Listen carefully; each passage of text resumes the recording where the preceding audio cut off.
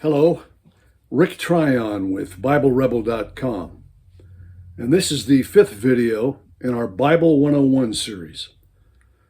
In the first three videos in this series, we covered how we got the Bible. In our previous episode, the last episode, we discussed the Old Testament and the basic division of the Bible that I think everyone is aware of is the Old Testament and the New Testament. That is the most fundamental, basic division of the Bible.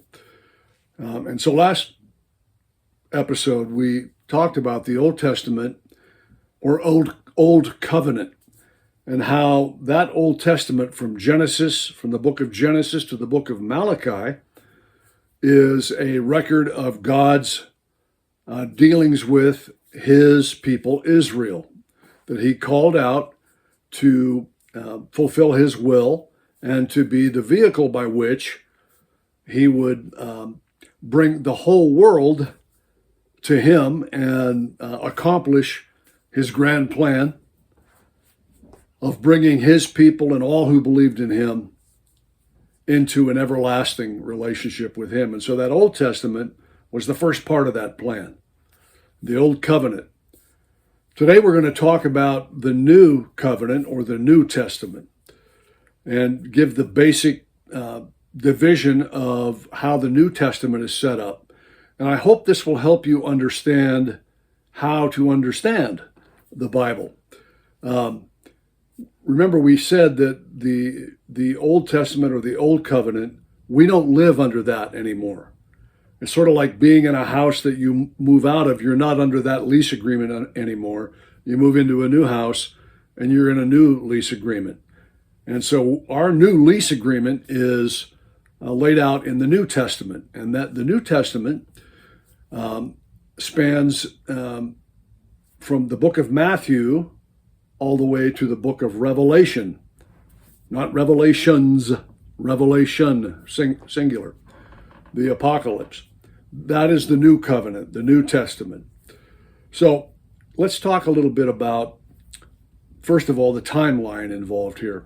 Genesis through Malachi, and it's not completely chronological, but it covered the period of time from creation until the last little minor prophet, which was Malachi.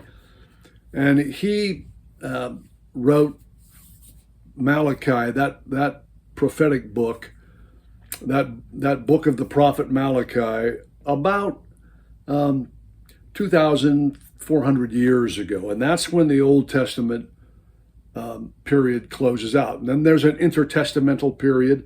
And then the New Testament begins about a little over 2,000 years ago with the birth of Jesus. Yeshua, the Messiah, the promised King and Messiah that would come. So the New Testament, let's talk about how that's divided so that you can understand the basic divisions in the New Testament. So the first basic division, probably everybody knows, are the Gospels: Matthew, Mark, Luke, and John. And that is the historical and spiritual record of and testimony of the birth and life and ministry and death and resurrection of Jesus Christ. So that's Matthew, Mark, Luke, and John. And then after John comes the next section, or the next division we're going to talk about, and that is the book of Acts. And the book of Acts is the history of the church. And when I say the church, I don't mean a building. I mean the called out of God in the new covenant. And that began on the day of Pentecost, which is in Acts chapter 2. So you've got the Gospels, Matthew, Mark, Luke, and John. Then you've got the book of Acts, which is the church. So Matthew, Mark, Luke, and John, Jesus. The book of Acts, the birth of the church and the Acts of the Apostles. And then the third and final division is what I call the letters. And that's all of the epistles and letters written by Paul and some others to the church. And those letters spell out in real detail and specificity, say that 3 times fast, that new covenant and what the terms of that new covenant are. And then, of course, the book of Revelation, which is a letter written to 7 churches in Asia Minor. The book of Revelation is sort of a record of how God wraps it all up and brings his grand plan that started in Genesis, his grand plan, to an end. And so that is the basic division of our New Covenant or the New Testament. So the Gospels, the book of Acts, and then the letters. And those, if you approach the New Testament, keeping in mind those basic divisions, that'll help to understand that new covenant, that we're not under that law of the old covenant, but we're under this new covenant that's really spelled out in the New Testament.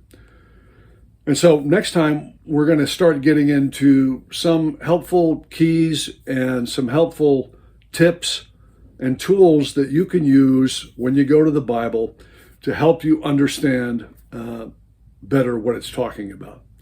So we'll see you next time. Thanks for tuning in.